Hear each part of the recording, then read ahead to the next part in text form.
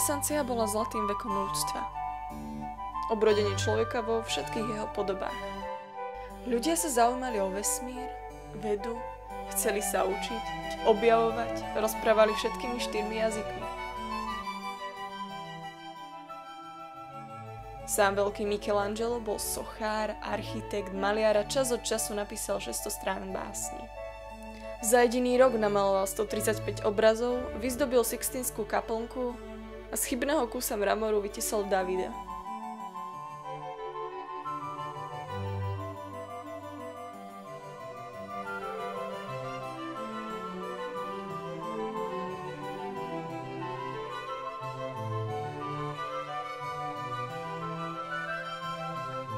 Renesancia je však preč.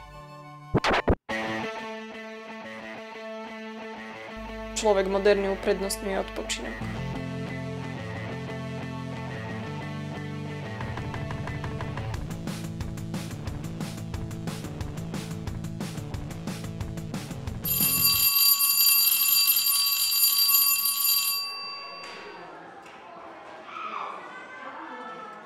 Máme deti šikovné, máme deti, že treba mu stačí, že si vypočuje na hodine a už potom sa mu doma nechce do toho pozrieť a na čo. Mne sa zdá, že sú až veľmi aktívni, čo sa týka výpočtovej techniky, sedenia za počítačom, to je asi taká ich priorita.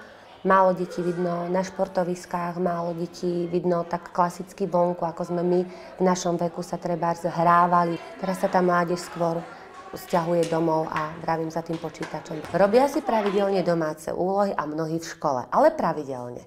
Čiže ráno pred začatím vyučovania pravidelne si urobí domácu úlohu. Ono vždy je najťažšie začať. Začať nejakú tú činnosť a potom to tak plynule ide samé od seba. Snahu niečo začať prekazí často lenivosť. Ľudia sa za ňu skrývajú a veľmi radi sa na ňu vyhovárajú. Však táto pasivita nevzniká len tak. Má svoje jasné dôvody. Aké? Čo to spôsobuje? Z čoho to všetko plynie?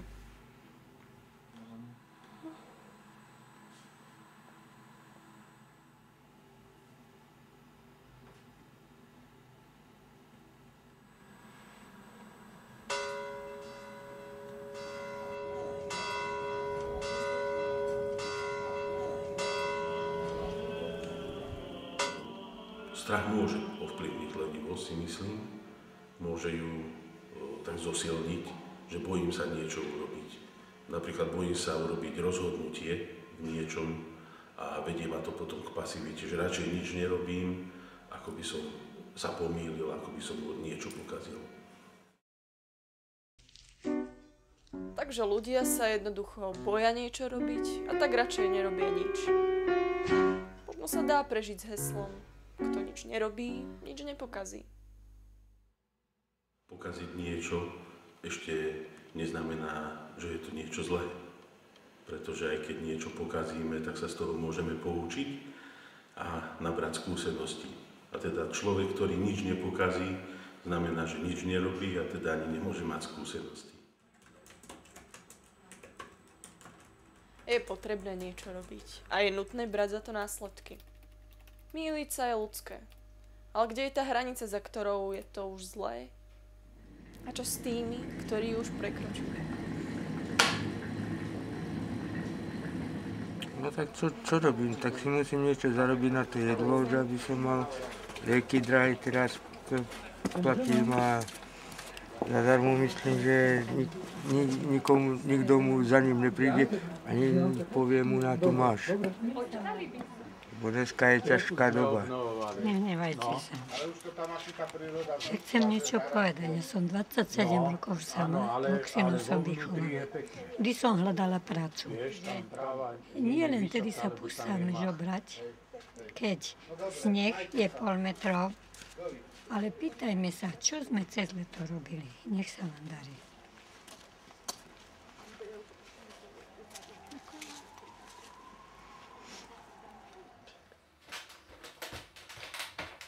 Na prekonanie lenivosti sa nestačí len premôcť. Ak nevidíme práci zmysel, musíme si nejaký nájsť. Ak nemáme dostatok času, treba si určiť priority. A ak má človek málo energie, stačí si ju nejako dobiť.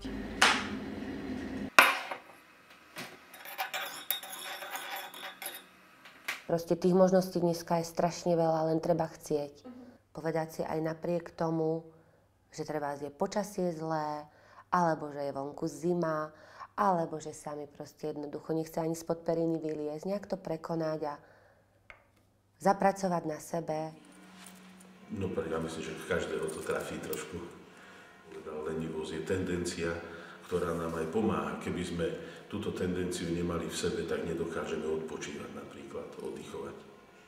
Ak tieto tendencie v sebe neusmerňujeme, tak sa môžu stať alebo prerastú do konania, ktoré je hriechom. No tak, ak bude lenivý, tak niekde skapie na ulici. A prečo však do toho života musíme nejak sa schopiť?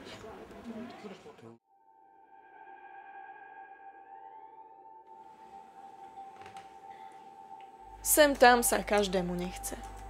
Ale neprepadnite tomu. Každý deň začnete už len tým, že vstanete z postele. Nepremýšľať nad tým, koľko toho ešte treba urobiť, ale sústrediť sa na moment. Stačí len ísť a nezaspať.